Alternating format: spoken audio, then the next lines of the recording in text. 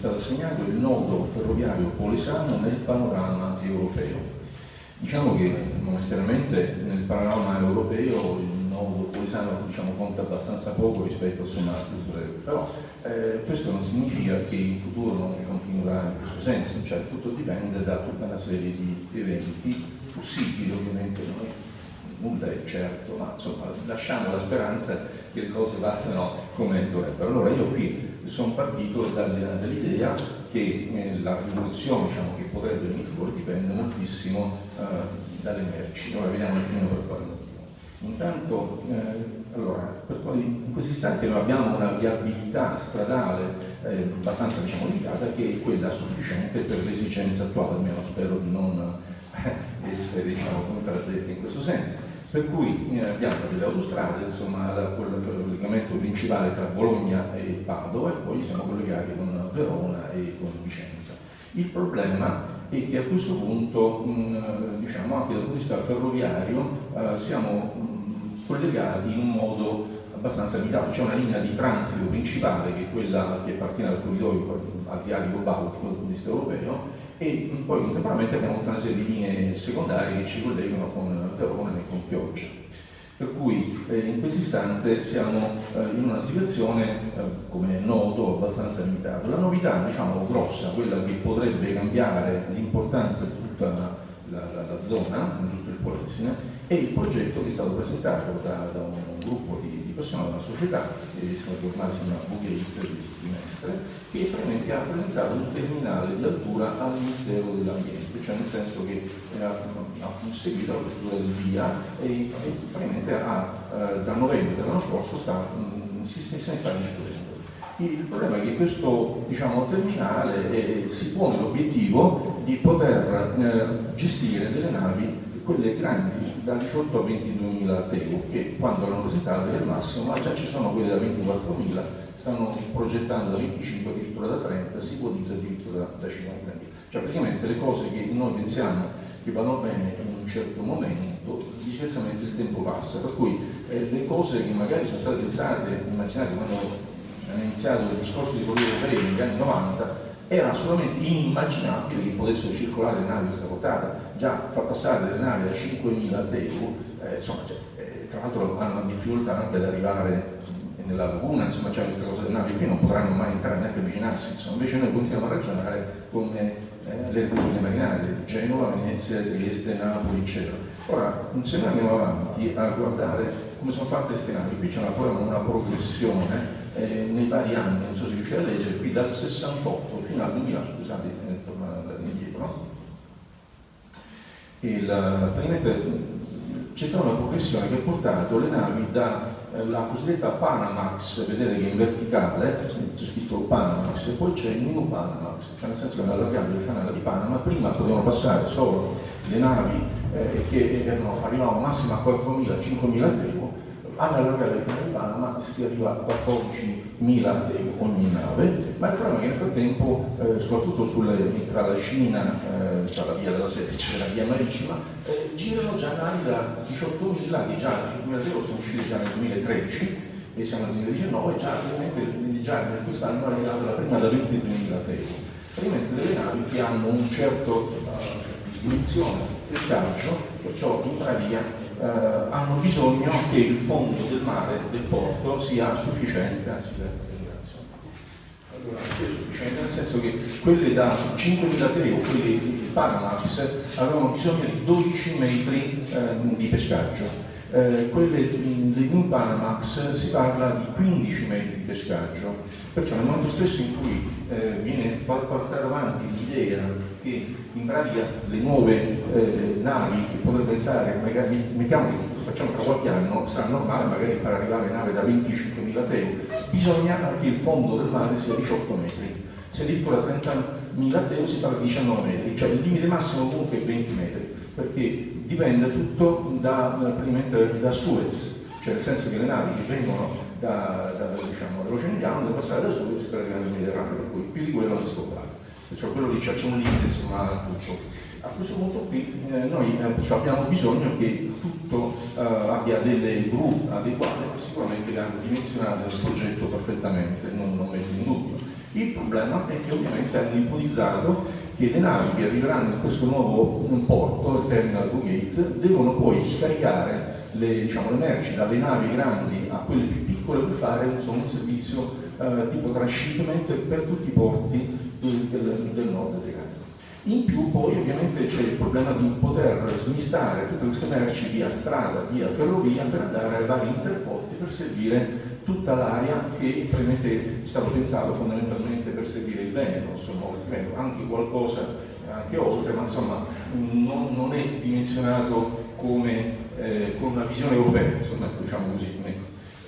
Però ovviamente l'idea del vecchio porto, quello che si era pensato di fare a 15 km fuori dalla porta di Malamocco, probabilmente era completamente isolato e non era collegato neanche con terra. E l'idea, questo qui è un disegno che l'ho copiato dalla presentazione pare che si chiama Costa, giusto sul giornale di andare in pensione, adesso c'è quello no. E l'idea era quella di riuscire a servire tutta la Penisola Padana, anche la Germania, l'Austria, eccetera. Perciò non è un'idea nuova, insomma, semplicemente che a questo punto è stato presentato un progetto fatto in un certo modo, con un certo dimensionamento. Il problema è che il tempo purtroppo passa e comunque qui abbiamo un punto fisso, qualunque cosa noi andiamo a discutere, il fondale del mare è quello che è. E noi vediamo che questa zona grigia è 10 metri di profondità, vedete? Mentre questa qui è quella da 20. Per cui praticamente è l'unico punto dove è più vicino alla terra, dove probabilmente bisogna fare meno lavoro per arrivare a piazzare questo, e si trova esattamente proprio di fronte allo sbocco dell'Adige. E perciò tutta la zona è tra l'Adige e poi l'unica zona possibile. E ora a questo punto diciamo, la ditta ha presentato tutta una serie di opzioni e qualcuna di queste è stata anche approvata, però ovviamente con il dimensionamento diciamo di fare entrare massimo 2 grandi navi alla volta, nel senso che per le esigenze, chiamiamolo così, locali, con la viabilità attuale, perché il problema è che la viabilità è il punto critico di tutto il sistema, cioè più grande la nave, maggiore è la quantità della merce che deve essere caricata e scaricata. Bisogna vedere qual è il raggio d'azione, se è soltanto provinciale, regionale, se deve riguardare il nord Italia, se deve addirittura, come era nel VTO precedente, arrivare a servire anche l'Austria, la Svizzera, il sud della Germania, cioè più ce l'abbiamo, più aumenta la capacità, più dobbiamo avere della viabilità sia stradale sia ferroviaria che abbia una capacità proporzionale. E ovviamente non si può ipotizzare e pensare di accollare una spesa del genere a chi ha avuto l'idea di fare il porto, perché il porto ha che hanno una loro disponibilità. Diciamo che la cosa è particolarmente importante non soltanto per i privati ma anche per la regione, per la nazione, io direi per l'Europa, insomma, cioè diciamo che non è che abbiamo tanti ponti possibili, perché far entrare le navi dentro la laguna è assolutamente impensabile. Anche se andiamo a vedere dall'altra parte, del lato Trieste, hanno anche lì difficoltà ad arrivare a queste grandi navi, perché le navi diventano sempre più grandi, abbiamo visto il problema. Per cui l'unica è realizzare un porto, diciamo, a largo, così come hanno ipotizzato. Si tratta di stabilire qual è il dimensionamento corretto e anche fare in modo che non abbiamo dietro le spalle una città. D'altronde Venezia c'è una città, Trieste c'è una città dietro, Genova c'è, basta che caschi il ponte Morandi, già succede nel mondo. Napoli c'ha un alveare di abitazione, cioè praticamente noi abbiamo bisogno di un porto in grado di far entrare queste navi, altrimenti sempre vengono serviti solo tramite i porti del Mar del Nord.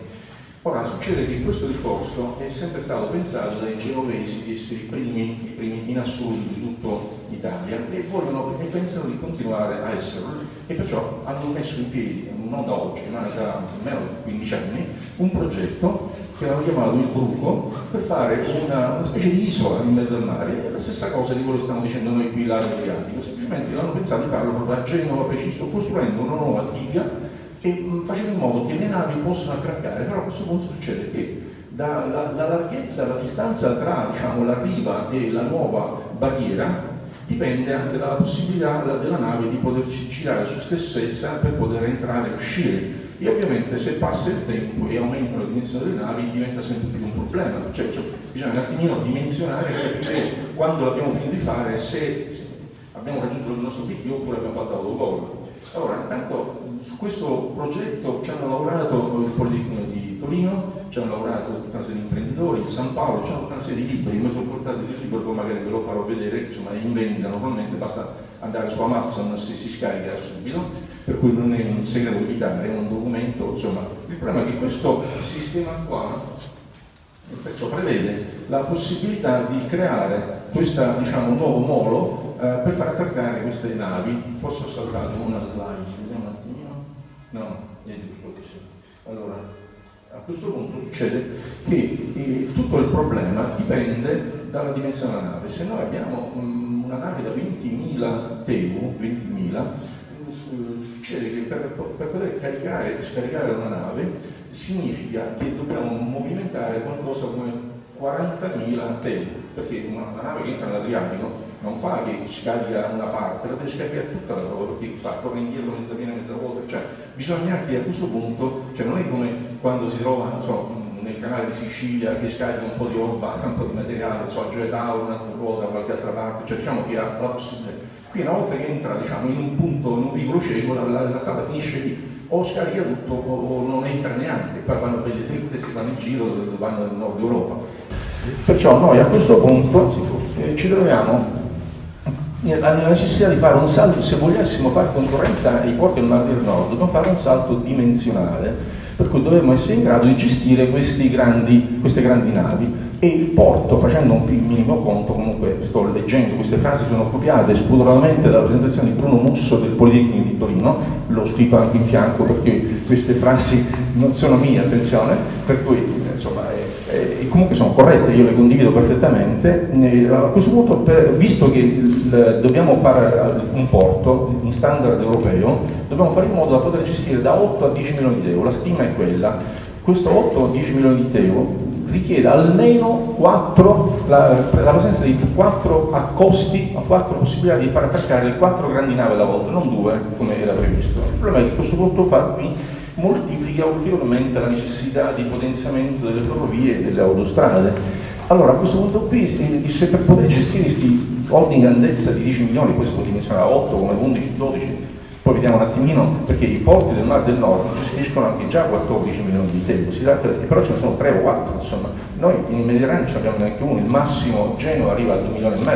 Gioia Tauro era a 3, adesso sta calando, non abbiamo altro, Trieste arriva a 0,5, spendendo tutti i soldi del mondo arriveranno a 2 se Dio vuole, ma nel 2030 insomma. Cioè noi non abbiamo da nessun'altra parte la possibilità, non ha senso spendere un sacco di soldi per fare un'isola che poi devi passare alla città di Genova o di Venezia, devi metterti in zona,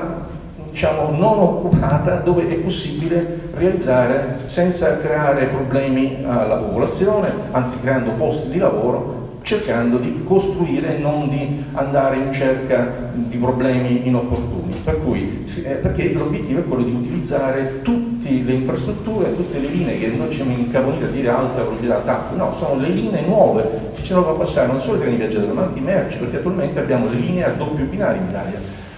Cioè praticamente la Milano-Venezia c'ha 2 binari, è un po' come dire che noi all'autostrada abbiamo una corsia in un senso e non nel senso opposto, ma non è pensabile, già abbiamo visto che all'autostrada abbiamo 3 corsie, una è per i camion e l'altra è per l'automobile, anzi già non ci basta neanche quello, con il risultato finale con la ferrovia, perciò praticamente il minimo serve il quadruplicare, cioè quella necessità di continuare il tratto da Brescia a Verona fino a Padova, quella è il minimo, cioè il presupposto di tutto questo è che esistano i corridoi europei che vengono realizzati secondo gli accordi, ma il problema è che se si fa questo porto qui bisogna fare una variante, cioè bisogna raccordare il porto con i corridoi, perciò andiamo a vedere avanti come funziona questa cosa.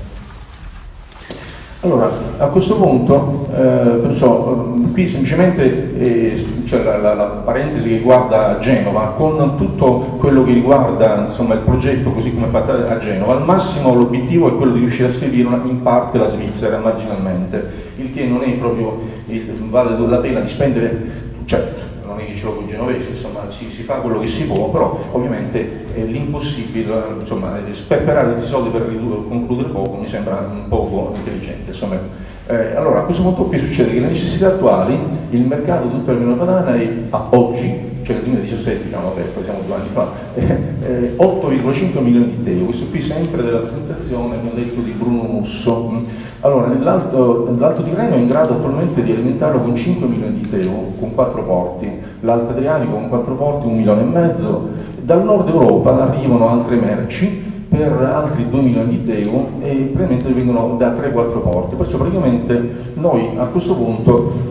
non bastiamo con la nostra capacità neanche a noi stessi, abbiamo bisogno di essere alimentati anche da nord, cioè diciamo che abbiamo un'organizzazione fondamentalmente tipo regionale.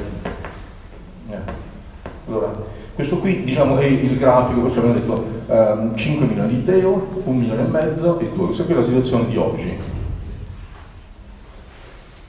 Bene. Allora, il nuovo porto, però i porti che così come li fanno nel Mar del Nord sono fatti in questo modo. Abbiamo una zona diciamo, dove attraccano le navi, tutte le gru, poi la zona diciamo, di stoccaggio e poi la zona di partenze sia per quanto riguarda i camion sia per quanto riguarda i binari ferroviari e poi c'è tutto un sistema di gru automatizzate in modo da arrivare a gestire insomma, il volume di traffico. Grosso modo ogni chilometro di banchina è dimensionato normalmente per gestire 2 milioni di euro, per cui bisogna vedere se vogliamo arrivare a 10 milioni la banchina deve essere lunga 4-5 km, se no altrimenti non ci arriviamo a quel valore che dicevamo prima. E quelli di Genova come hanno pensato di fare? Una volta fatto praticamente l'isola porto, cioè una barriera a mare dove far attraccare queste grandi navi, lui addirittura hanno ipotizzato di fare non il terzo ma il quarto valico, e lì il punto dove casca l'asino, scusate il termine, cioè addirittura una galleria di altri 37 km per arrivare poi fino a un interporto da realizzarsi diciamo, in provincia di Alessandria, da cui far partire e collegarsi con il corridoio, che ricordo che c'è quello che va al Gottardo, perciò il corridoio Alpi-Reno fino a Rotterdam, e l'altro il Mediterraneo, quello famoso che tutti associano al traffico TAV verso la Francia. In realtà qui noi dobbiamo far passare quantità di merci notevole, perché altrimenti non si capisce perché abbiamo fatto tutte queste cose. Il problema è che il quarto valico non credo che ci sia qualcuno che creda che possa essere pensato o approvato, insomma. Per cui mentre dal lato Adriatico qua a Rovigo non dobbiamo fare nessuna galleria, non abbiamo nessuno store, non abbiamo Appennini, non abbiamo niente, siamo in pianura padana. Cioè basta semplicemente fare un viadotto di collegamento dal porto isola, 4 km praticamente di viadotto per arrivare dal porto fino a terra, e c'è già il progetto. Si tratta semplicemente di correggere il dimensionamento sia della dimensione del porto sia delle linee di terra che ovviamente chi ha presentato il progetto non poteva fare, perché insomma non è mica lo Stato, non è mica Paperon dei Paperoni, per cui ha bisogno di essere dimensionato in maniera da non basta più la linea semplice binario ferroviaria che arriva fino a Rovigo, deve esserci una linea a doppio binario, ma deve essere totalmente automatizzata, tipo quella che c'è, diciamo, la B2 Line tra Rotterdam, come si chiama, la Germania e l'Interporto, in questo non mi ricordo il nome, comunque deve essere totalmente automatizzato. Diciamo che questi signori qui hanno già pensato come fare, cioè praticamente ci sono i treni navetta che partono direttamente dall'isola, vanno dentro, vanno fino in galleria, c'è anche un filmato, ma vado fuori dai miei tempi diciamo assegnati, cerco di accelerare, e comunque tutto questo è spiegato dentro un libro e praticamente si ipotizza di mettere i containers a doppio piano in modo da poter raggiungere insomma, la capacità necessaria. Ovviamente a questo punto qui bisogna avere a terra da qualche parte un interporto di dimensioni sufficienti per poter gestire, e poi bisogna ovviamente avere tutti i collegamenti con tutti i corridoi, e questo punto qui significa che noi ci troviamo nella situazione attuale che tutte le navi grandi vanno, abbiamo detto, nel porto del Mar del Nord, e noi siamo considerati diciamo una parte secondaria, diciamo un retroporto, perché tutto quanto va da sopra, cioè praticamente le fanno il giro da sopra a sotto, cerchiamo di essere velocissimo perché mi sono accorto che se in ritardo cerco di accelerare. Allora a questo punto quella parte che noi vediamo in rosso, che adesso sta comparendo, sono la classifica, il posto dove ci troviamo. Genova è la prima in alto e il secondo è Giovedano, tutti gli altri sono della Germania, della Francia, insomma siamo completamente fuori. Con il discorso della firma degli accordi con la Cina non abbiamo neanche la capacità, neanche lontana, di poter ricevere questi accidenti di navi, per cui in pratica sia lato Genova, sia lato Tirreno che Adriatico, se non viene fatto un porto dimensionato correttamente in base alle navi e anche i collegamenti, intanto non sfruttiamo neanche i valichi che stiamo facendo, perché il Brennero è dimensionato anche per 300-400 treni, ma se viene fatto, dove le prendiamo questi treni? Cioè se non facciamo un porto adeguato, cioè se noi non lo alimentiamo, non abbiamo mica più l'industria, non è più una volta, qui parliamo di globalizzazione, il mondo è cambiato, dobbiamo pensare che questo succederà qua a 10 anni. Perciò c'è un problema di poter capire come utilizzare i corridoi. Attualmente qui ho messo i numeretti in alto e il numero dei treni programmati, perciò il numero dei treni programmati vedete scritto 87, 32, 52, qui all'improvviso devono diventare 300, 400, cioè diciamo che ogni linea deve arrivare a 200 grosso modo, perché con il sistema RTMS nuovo si riesce a portare una linea che attualmente arriva a 180 treni al giorno, 200, si possa arrivare anche a 300, cioè praticamente mentre attualmente abbiamo i segnali fissi di linea ogni 1350 metri, noi eliminando il sistema vecchio e mettendo quello nuovo che diventa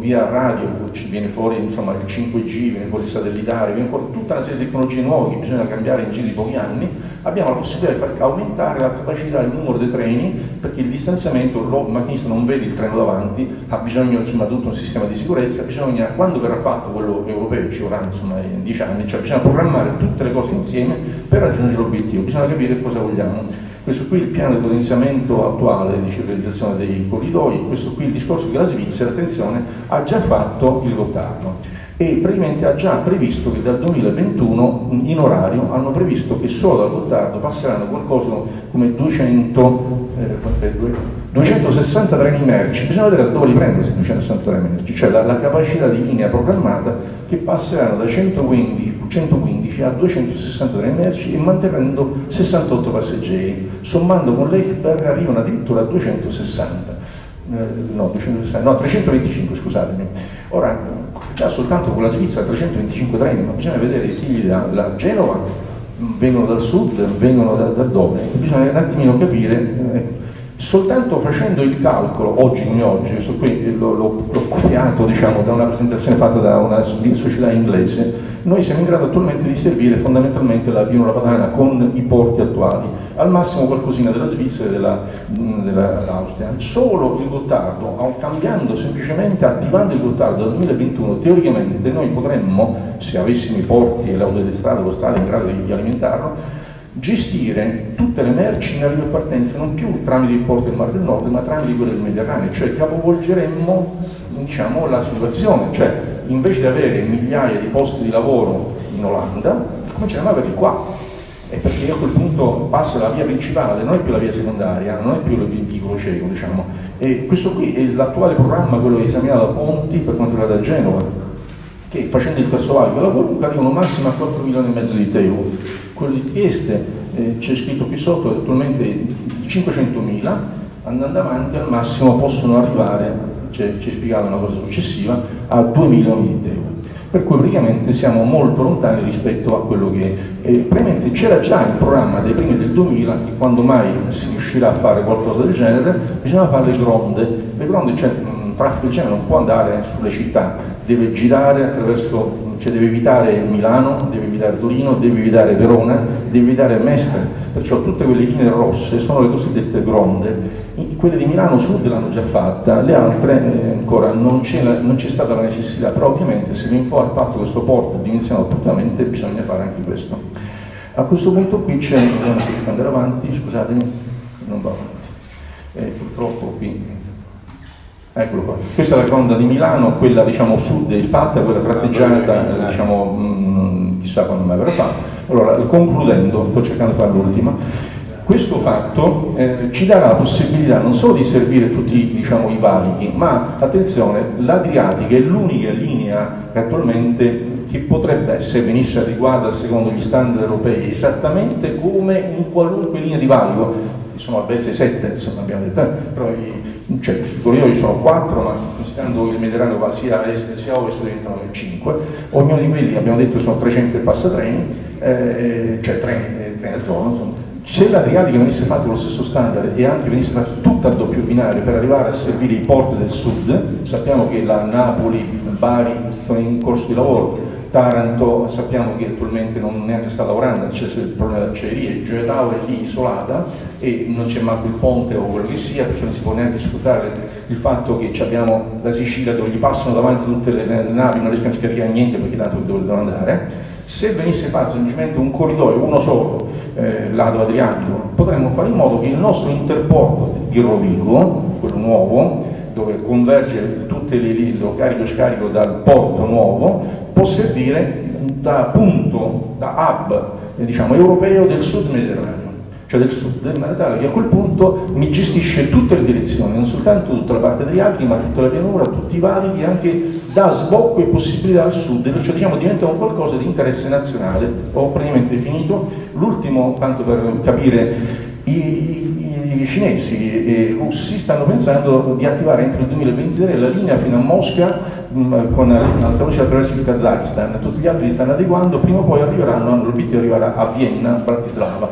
Hanno poi bisogno di arrivare nell'Adriatico, attualmente pensano a Trieste. Se viene fatto questo porto qui diventa il centro, il punto d'arrivo sia diciamo, dell'Asia, sia da terra, sia da mare. Ho finito, scusate.